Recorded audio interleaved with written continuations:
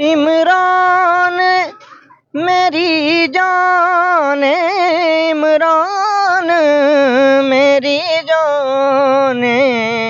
जिधर मर्जी जाएं आपको सिर्फ पीटीआई की आवाज आएगी। ये फ्लैक्सें लगाने से, बैनर लगाने से या उतारने से कभी कोई इलेक्शन पे फर्क नहीं पड़ता। सर जो मर्जी कहते रहे, जादू टूना से जादू सर चल के बोलता है। हमारा जादू बोल रहा है ना, आप भी करवा लें। आपको किसी ने मना किया जादू टूना करवाने से? हमारा इंतखाबी निशान ले लिया है। सर निशान लेने से क्या होता है? खान की मोहब्बत दिलों से कैसे निकालेंगे? इलेक्शन सर अल्हम्दुलिल्लाह वन साइडेड है।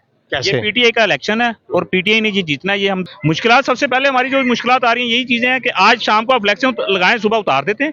ये जो मर्जी कर लें, ये सिवाय बेईमानी के नहीं जीत सकते। पहले भी उन्होंने सिर्फ 17 सीटें ली थी। आपके कैंडिडेट के फ्लैक्सेस नहीं लगे हुए? हमारे लगते हैं, अगले दिन उतार दिए जाते हैं। नंबरदार दा पुत्र नंबरदार, उन्हें क्या नंबरदार वो मार जाएगा, उन्हें क्या फिर उनका पुत्र नंबरदार। कि इंतहाबी निशान इन्हां दा की है?